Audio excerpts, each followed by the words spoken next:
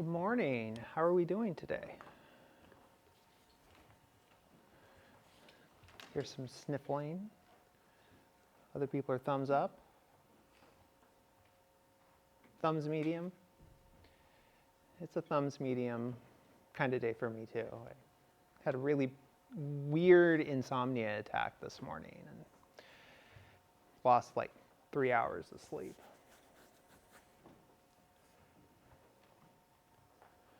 Anything interesting going on that anyone wants to share? No, nothing interesting.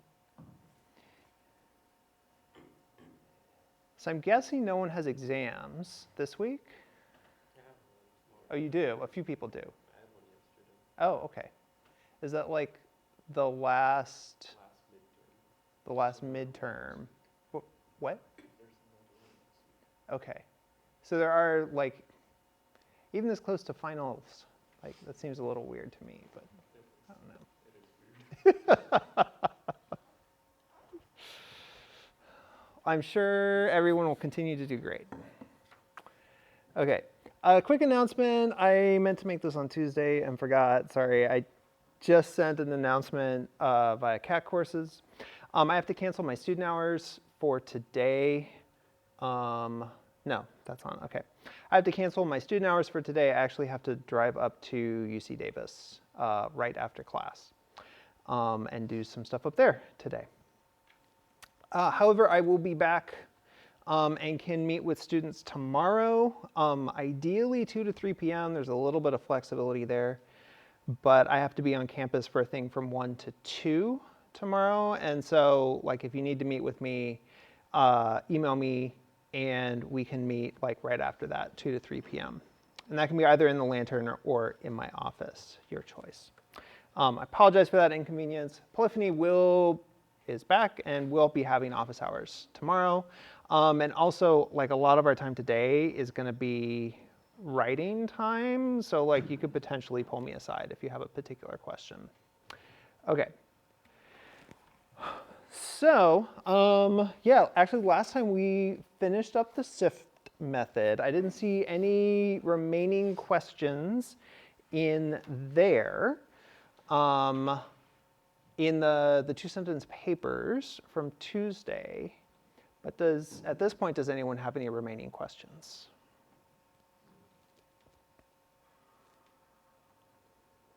Okay. So for today, I asked you to take a look at this page on writing philosophy papers.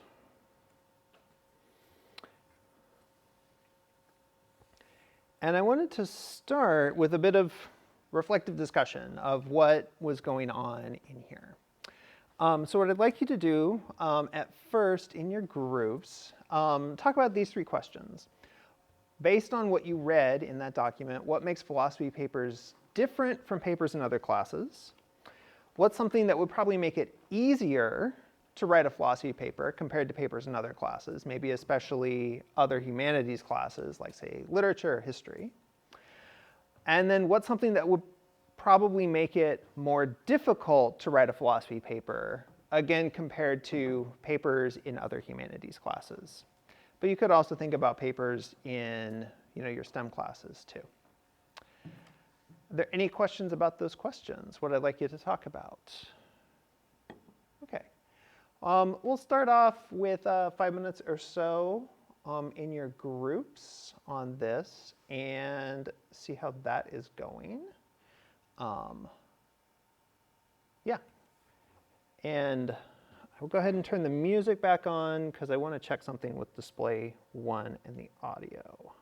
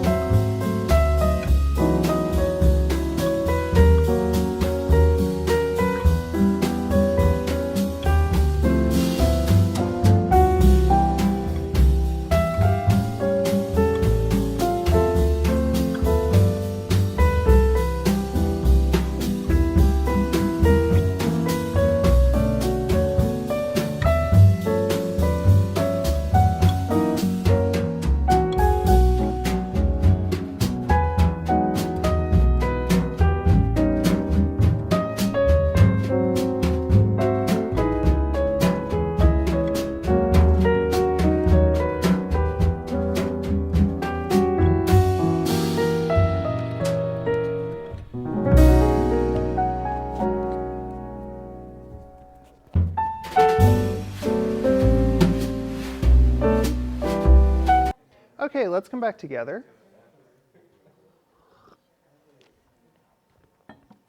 So what are some things that make philosophy papers different from papers you write in other classes?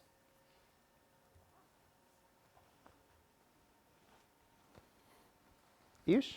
They lack a three-act structure. They what? They sort of lack like three-part structure. Yeah, don't use the three-part structure. Wait, what specifically do you mean? Like like a three-part structure, like I learned in high school. Where you like outline your arguments, and then you present a conclusion, and you have an introduction before that. Okay, don't use the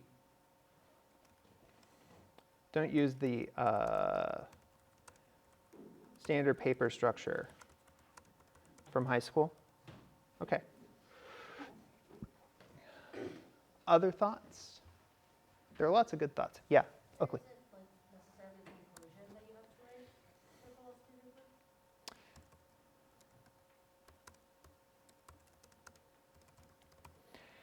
Yes, in a sense.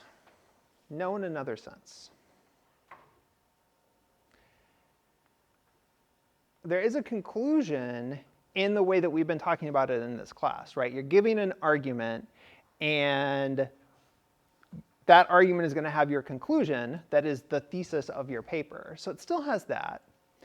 But there's another sense in which a philosophy paper doesn't really have a conclusion the way you're used to. So what is that sense? Yeah, Eric.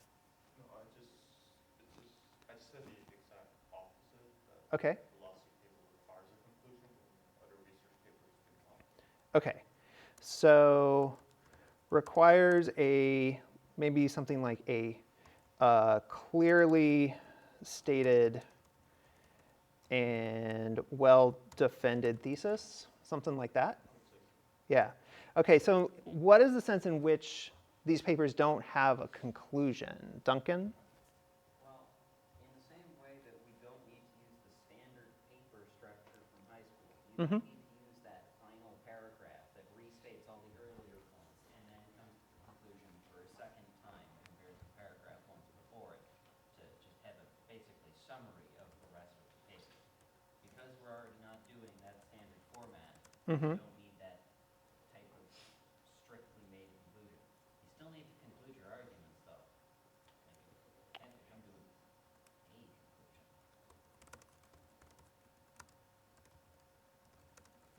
Yeah, one way to think about it, I didn't have a chance to reread this, so I forgot how I might have worded it in the page I had you read. But one way to think about it, the standard paper, they sometimes teach it as like there's a funnel. So you start with like this great big high level claim, and then you funnel in, and then you have the body, and then you funnel back out at the end. And what maybe you were getting at, Oakley, was this doesn't funnel back out at the end.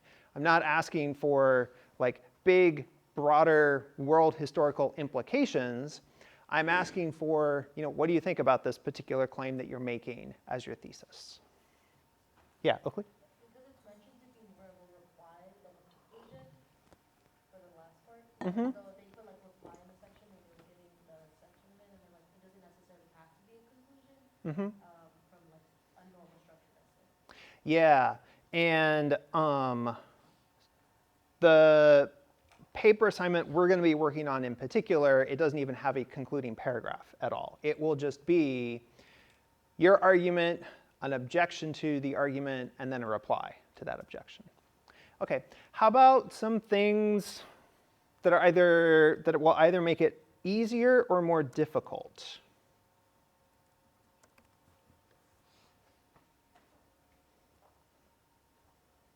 Sheree, do you have something? No, nothing. Easier or more difficult? Ayush? You have to have a very clear argument and a through line for the whole thing. And is that easier or more difficult? More difficult. Okay. Like, you can't play it by ear as much. Okay. Clearly presented thesis, argument. Okay.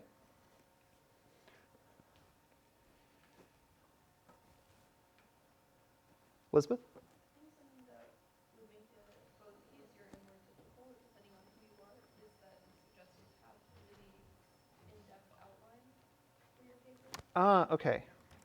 And if you're not good at writing outlines, that would be more difficult because an outline helps you kind of with your provide some structure before you actually get to write. Okay. Yeah. What we're going to have, rather than an outline per se, will be putting an argument in premise conclusion form. And we'll have that. So that'll be something you'll have had some practice doing. Good. Other things?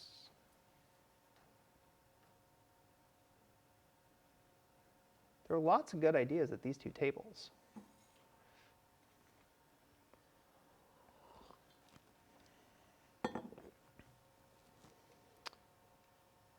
See, I think Ruby and Alexa, we were talking about the comparison to writing a lab report. What did you say for that? You have to give your evidence. Writing style should be clear, direct, relatively concise. Are those things that make it easier to write or more difficult? Maybe easier. Okay. So, like a lab report, clear, direct, present your evidence. Anything else for more difficult? There's one particular thing I'm surprised nobody has mentioned yet. Oakley? Did I mention the objections? Yeah. Writing counter arguments? Uh-huh.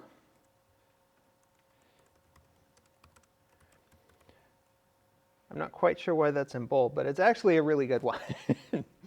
In my experience, and I've been teaching philosophy classes for like 20 years now, presenting an objection, giving an objection to your own argument is the most difficult thing you're asked to do on a philosophy paper. It is really challenging for most students, at least the first time or two. Most people pick it up pretty quickly. In previous versions of this class, I would have like a couple of papers, and for various reasons, when the class is much bigger, like that didn't work out super well. So what we're going to be doing to address this point is actually breaking up the workload of developing an objection and then a reply to your argument. And I'm going to explain how that works concretely in a minute, but were there any other thoughts, observations, or comments on writing philosophy papers?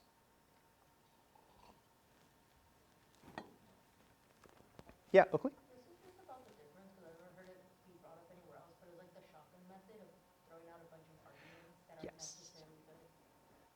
Yeah, the shotgun strategy. Don't do it. We care much more in philosophy about taking your time and really developing a single argument as fully as possible, rather than here are 15 bad to mediocre arguments that I have packed together into one 100-word paragraph. Yeah, that's not good argumentation, and it's also not respecting your interlocutor, because it means your interlocutor then has to like pick through all of this garbage you've thrown at them, rather than being able to really engage with your ideas more directly. Any other questions, comments, observations? Is there a word count? Depends on the assignment. There are going to be guidelines for the different parts of this. Yeah. Other questions before we transition? Okay. So here's how the paper is going to work, along with like what's happening in the calendar more generally. So this week, we finished the SIF method on Tuesday. Today, we're going to be working here in class on writing the introduction and the argument for your paper. More details on the next slide.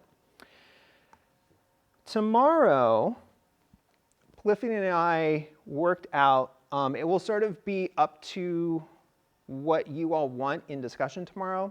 If you feel like you need a little more time with the SIFT method before you have the assignment due next week, you can do that in discussion tomorrow, or there can be more writing time if everyone is cool with the SIFT method and wants more time.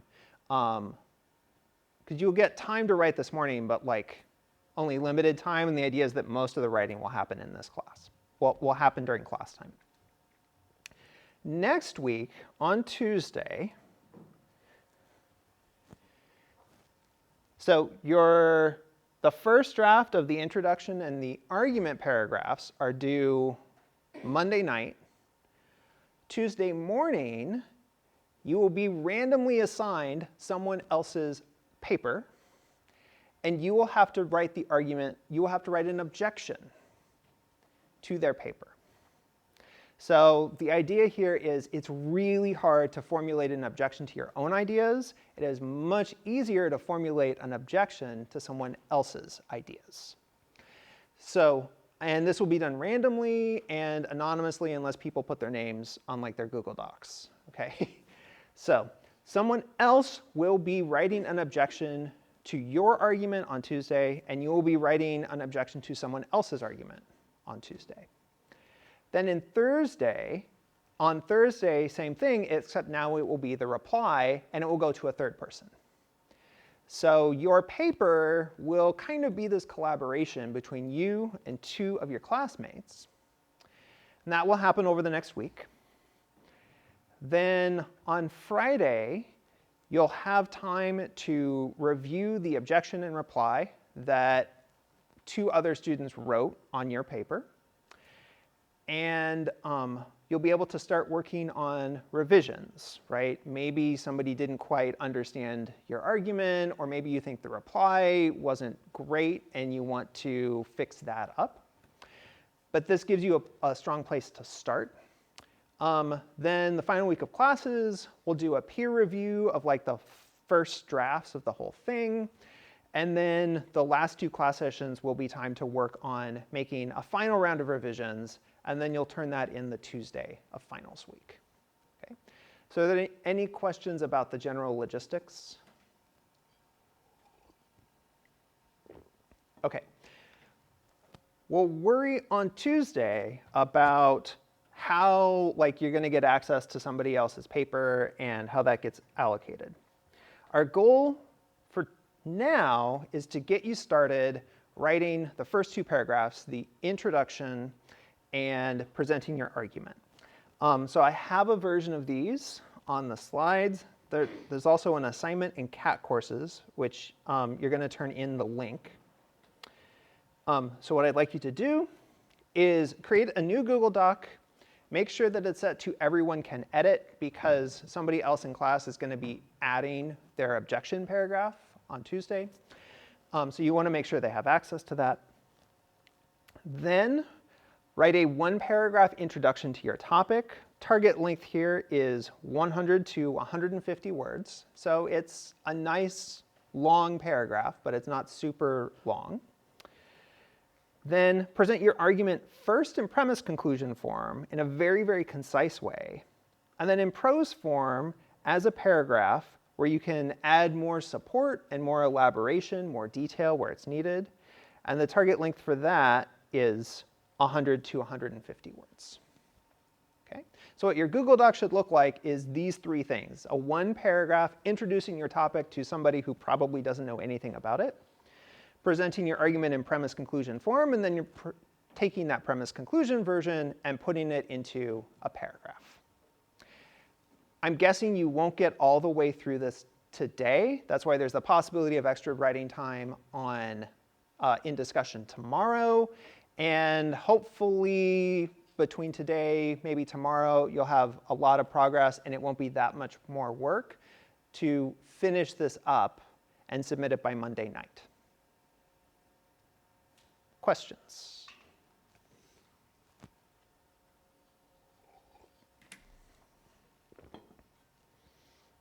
Okay, so from now we have about 40 minutes, and so all of that time will be time for you to write.